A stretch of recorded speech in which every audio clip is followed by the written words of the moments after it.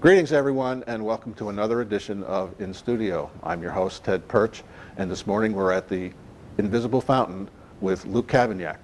Welcome to the program, Luke.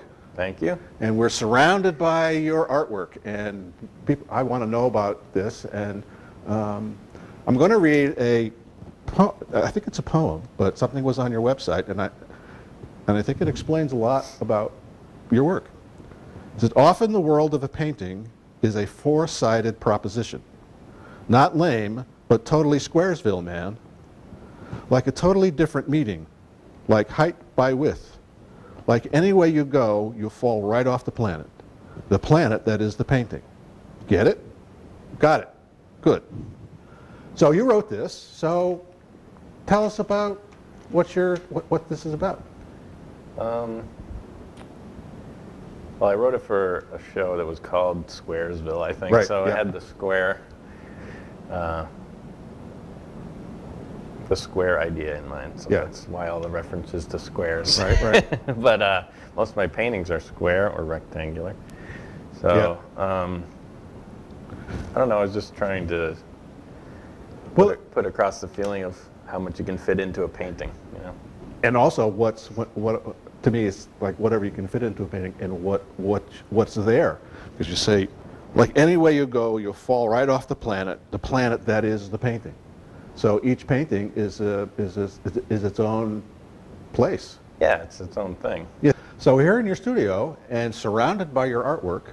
And how did you come to do painting and be an artist? I guess that's the word. Well, that's taking it back.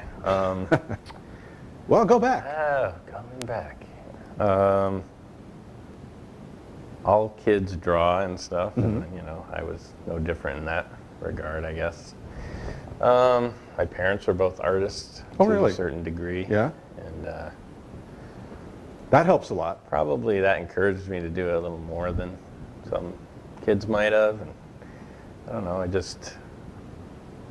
My dad was an artist, and he was the only person I ever knew who did artwork and was an artist, and he was a teacher as well. And having that in my life always fascinated me, and I was always kind of drawn to art because he did it. And I'm not much of a drawer, but that was part of my world. well, it's nice to have that example there to know that something you could do. Yeah, right. Neither one of them did it as a profession, really. Right. But,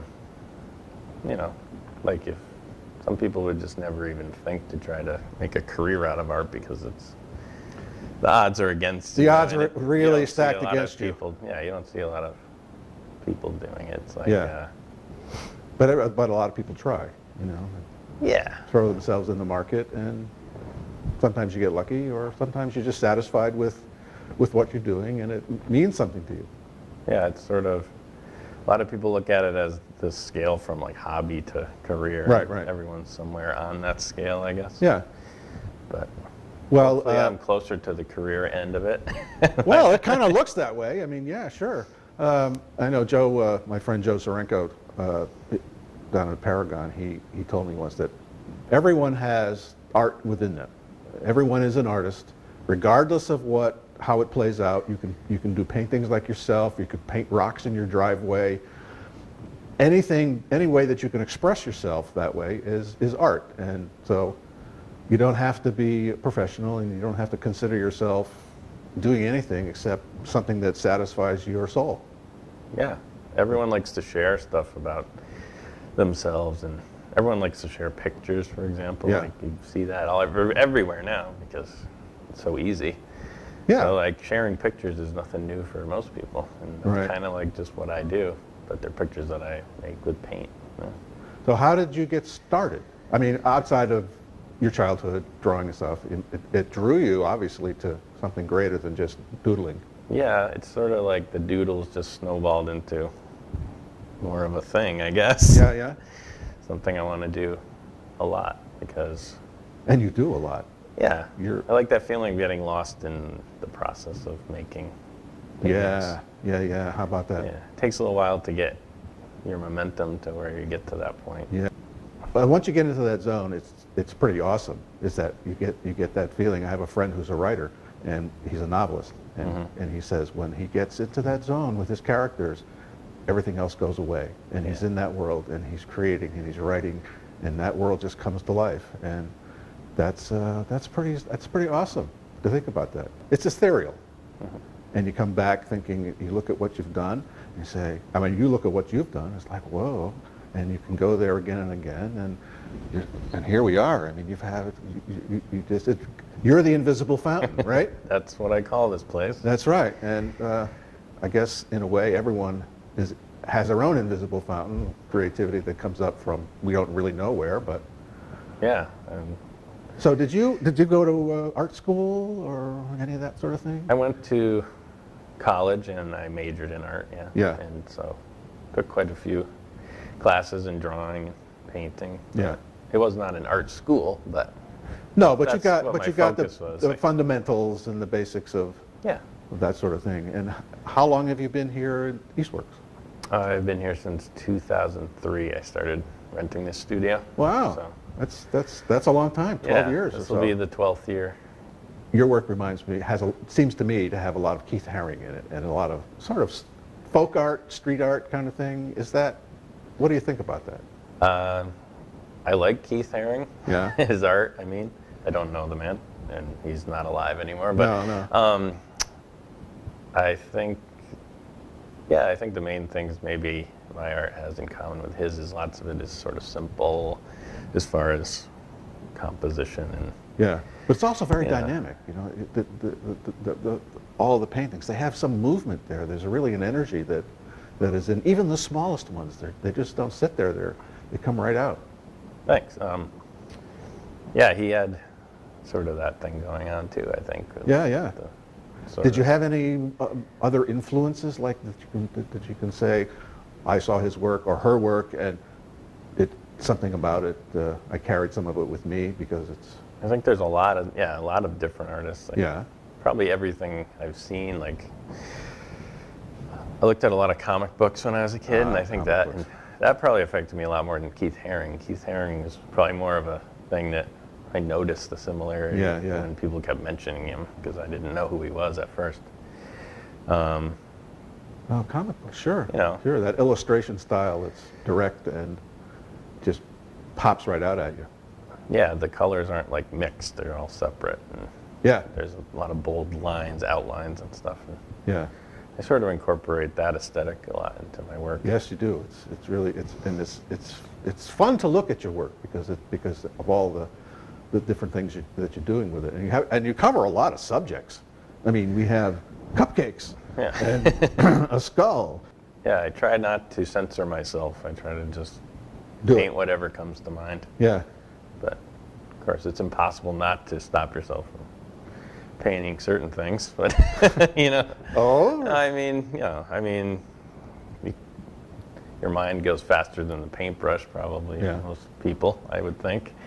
Now, do you ever find yourself getting in a rut, like you get too familiar with certain things and you just keep going and like, well, wait a minute, I've done enough of this? I get the equivalent of writer's block, definitely. Yeah. But I find that just powering through it is the way to go. Like, or sometimes repeating things. Yeah, just sit down and start doing something, and eventually the block usually dissolves itself. And you work it through. Yeah. That's part of why I like having a studio, dedicated to just making art. Yeah, because you have no other distractions. Yeah, I don't have like a computer here, except for the smartphone, I guess. Yeah. I just have stereo I have here, music to listen to, and I have your guitar lights, and I have that. But yeah, I don't have a lot of distractions once I'm sitting down to paint, and that's good. Yeah. So we've talked some things about where you go or what's going on in your head when you begin to paint. But what is some of the processes that you get involved in? How do you start a painting, and how does it get constructed, and that kind of thing? Well, there's probably a few different starting points, jumping off points. Like sometimes I'll actually just paint from a photograph. That's pretty straightforward, pretty easy to understand, I think. And other times I just start with a color I just paint a shape, and then it just goes where it Goes goes from from there. there. And often it takes shape of something recognizable, and sometimes it's just abstract. Right. So I kind of have a few different kinds of paintings, like the representational ones, Yeah. which are like, you know, a painting of a refrigerator, Yeah. or like abstract, which is the ones where everyone's like, I don't know what that is. What is that? Yeah, what is that? Well, Well, we asking can- me what it is. We can show some images Yeah. during to point out what you're talking about. And of course, there's at the beginning there's a square, a blank square, which scares people to death sometimes. Yep. Oh, it's blank, and where do I begin? Do you ever? How do you? That can be a very daunting, scary thing for Yeah, any yeah. kind of writer, musician, artist, any kind of artist. But that goes back to just sort of treating it like a job you have to do, and you get there in the morning and you get out the red paint and start with that. Or it could you be know? the purple paint, or Yeah, could you just and you grab just- something and do it? It's Yeah. so much easier to get something done if you just start, even if you feel completely, Blank. yeah, something will come out. I mean, you Yeah. got to be thinking about something, or you, Or not thinking about Yeah. anything. Sometimes you overthink things, and it's like, You can that's just when it start- gets really scary. you can just start Jackson Pollocking away until something happens. Yeah, yeah, And that's, yeah, my great secret that now everyone knows. good. I was going to say, there's your secret. Now everybody knows. I'm just gonna scribble. Yeah, just scribble. You just scribble. Don't overthink it. Just starts. Just start, and it'll begin. Yeah. Anyone can do what I do. Actually, I think. Well, But it's gonna yeah, come okay, out their yeah. own way. Right. It's gonna come out their way. But I, hope I'm not just an egomaniac that wants everyone to just look at my paintings. Well, I no, think, I think that everyone could do it. Like, Yeah. I And you have a very recognizable style. I could bought one of your paintings, not just here, but how did your style develop, or were you aware of that? don't know. I just paint something I like and put my name in the corner. And Oh, that works. that's the only way you get a style, I think. Yeah, you Like- do it often enough. Yeah, a lot of artists are told that they have to do everything in the same. You have to develop a They style. have to have like a body of work that's connected, that Yeah, goes yeah. together. Because galleries will tell them, I don't want to show a bunch of paintings that all look different, because no one Yeah, will know yeah. they're all by you. And That's they right. feel this. I've heard that myself. Yeah. Yeah, and I try not to. You're gonna do stuff that's similar to the other stuff you do anyway, so I don't think you have to try to limit yourself Right. in that way. Does that make sense? I don't know. No, that makes perfect sense, But- because I actually years ago I had somebody tell me that at the I've time heard I it was a lot. painting certain things, and he said, but all your paintings are different. So, and he said basically the same thing, that I couldn't. You have to develop a recognizable style Yeah. that goes through everything, because otherwise it's just these random paintings that aren't connected. Why is that a bad thing? Yeah, I said don't know. that's what I said. I said, why is that a Yeah. bad thing? They're all Yeah. connected, Maybe if you keep doing ones that aren't connected, you'll finally hit on that one that's the perfect Yeah, one for you. after a while that happens. It's Yeah. not a bad thing at all. I think it frees you up to be everywhere. Yeah. Experiment with different things and try different colors and styles and shapes, and like just very much like you do. Well, yeah. But then, despite trying to do something different every time, as you say, you can still tell I did it. Yeah. So Well, I must but that's okay. I get in my ruts and do. I try never to paint the same painting twice, is what I always say. But Yeah. if I accidentally paint almost the same one twice, so be it. So be it. Right. After a while, so be it. Yeah. Now, there's one thing about your work that I've noticed right away that I call a democratic kind of approach to it, or pricing. I mean, your paintings are for sale, Yep. and you have an intentional, not policy, but thing about how they're priced. So, Well, I just try to keep them as cheap as I can. Yeah. 'cause That's art That's for my all. official policy. yeah. No, on the front door it says Yeah. art for all and all for art. Yeah, tried to make that my motto. Pretty Yeah, much. yeah. So, but there's something about the numbers there. You started with $11.11, and Yeah. tell me about that, because it's connected to someone. Well, my grandfather, I think it was like the year before I was born. So I wasn't there to witness it, but he wanted to buy this fire truck that was on auction. Yeah. Sorry.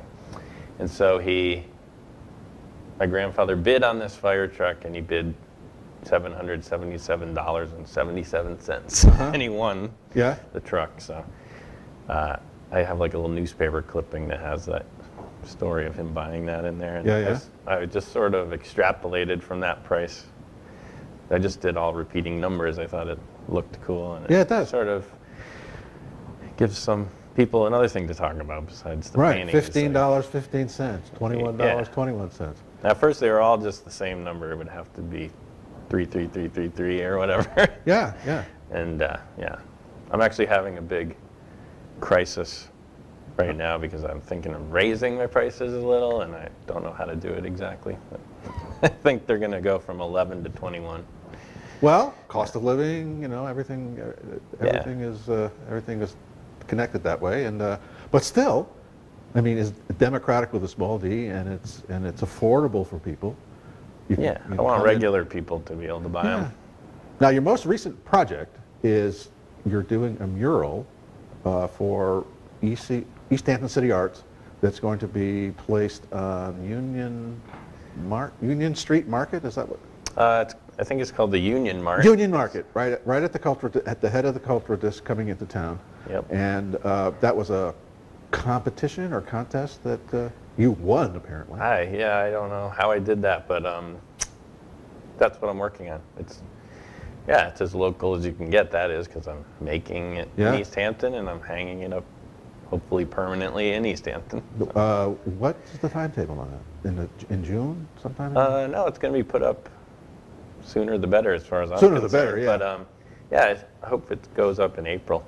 Oh, cool. It's very big, and it's in pieces all around here, so we can't show you the whole thing at this point, but we'll drop some pictures in while we're talking about it here, and you get a sense of what the different. And over here, to my left is that's sort of the map of the map of the whole thing. Yeah.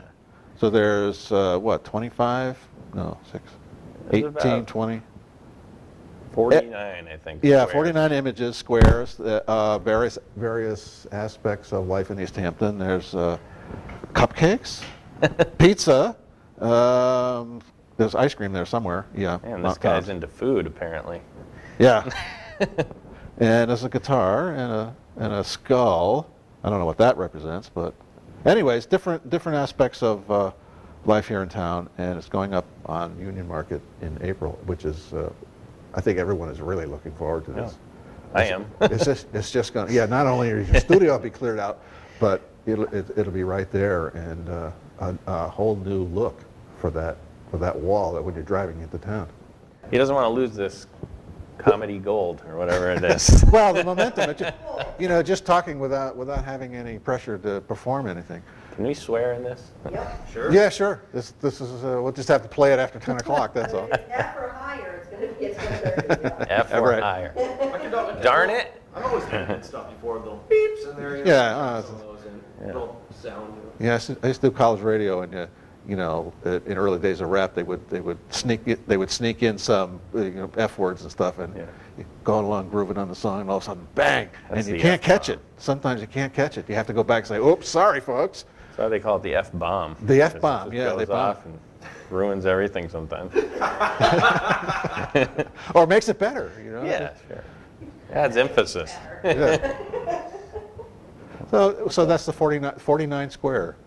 That's like the prototype. The prototype, the mural, sort of. All the squares are the same size in that, which is not exactly how it's going to end up. It's going to have to reality. Be shrunk up a little bit, but that's very cool. I think everyone is, like I said, everyone is really looking forward to what it's going to look like and what it's going to do for that area. Well, the wall is problematic because it has air conditioners on it. And it has a highway sign in front of it, but he's got aside from that, it's a great spot. Yeah, he's got other advertisements there that the whole. Those I think are going to end up being covered up or something. Yeah, well, no, that's a great spot, and it's going to be nice, and I don't know what else is there. There's a question from the audience, Tim. Why paint? Why not a different medium? Oh, this is all house paint, isn't it? Yeah. Acrylic, Latex, latex acrylic. house paint. Yeah. And now you're going to surface this with some sort of sealer that it's going to be out in the wind and the rain and the Why snow? does everyone ask me that? Well, because we want No, I don't because we want it to last forever. No, it is exterior paint. So Yeah.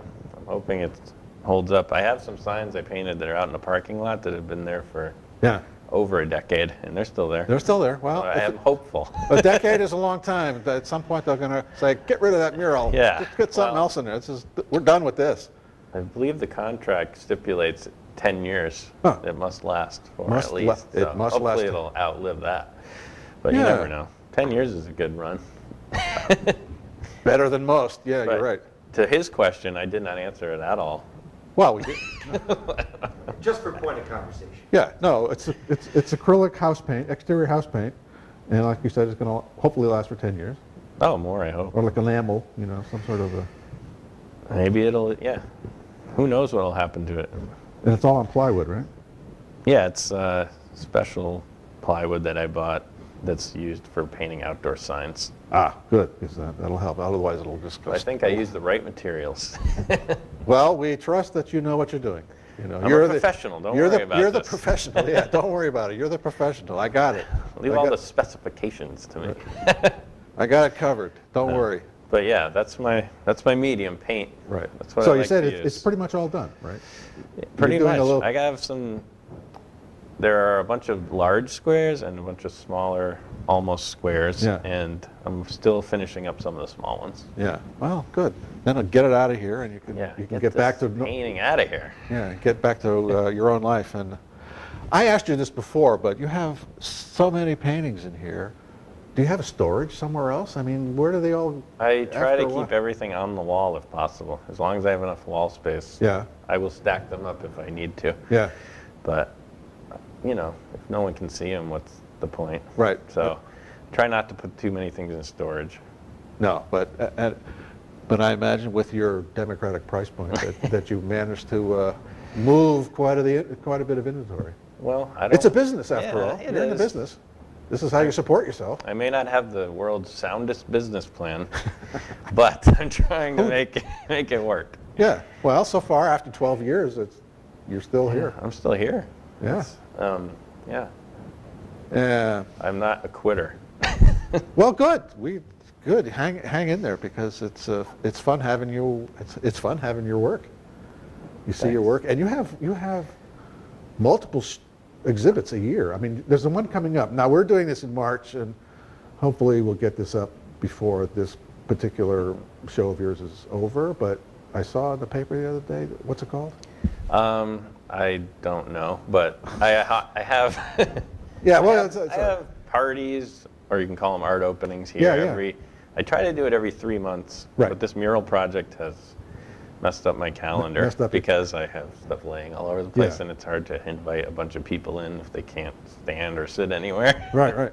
But yeah, that's right. About every 3 months, you have a new exhibition comes out. It's sort of an ongoing exhibition, if you want to think of it that way. Right. But I No, like to retitle it, Yeah. freshen things up every few months. So for people out there who've never seen your work or never pay attention to the paper because it's always announced, and every 3 months, and we're here at East Works on the second floor, so it's very easy to get to your place, and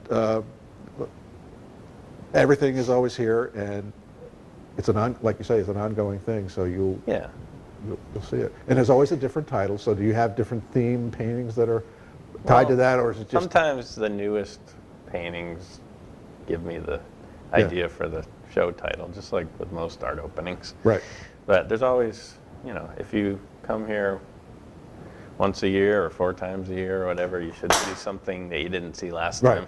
Oh, Never. Absolutely, yeah. So you have something coming up. Just watch the papers because there's always an announcement about it, and everybody should come down and see Luke's work because it's a great place to be, and you can kind of be a kid again. This is not, well, it's serious art, but it's not like serious art. I'm okay with people not taking everything too seriously Right, sometimes. yeah. And it's a lot of fun, and there's plenty of images to pick and choose from, and you can create you can take a bag of stuff out, and the small ones and so forth, and it's a lot of fun. Thanks. I hope. So is there anything else we need to cover, or anything else you want to say, or? I'm sure there's a lot, but I can't think of it right now. Well, we'll come back. We'll come back. I mean, there's always a chance to come back, and new works and so forth. And so thank you very much for coming on. It's been a pleasure. Yeah, sure it has. Yeah, no, it has. Anyways, from all of us to all of you, I'm Ted Perch, and I'm still the host of this program. And thank you for joining us today on this edition of In Studio, and we'll see you next time.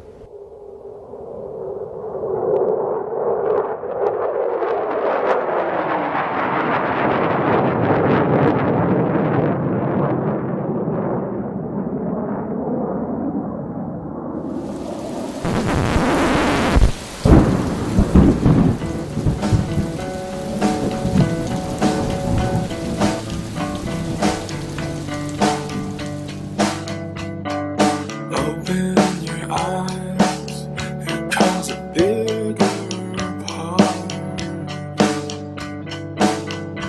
And seek and define, the answers are easy to read.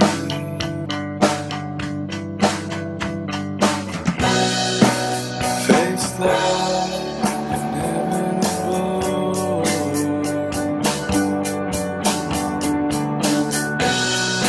Face that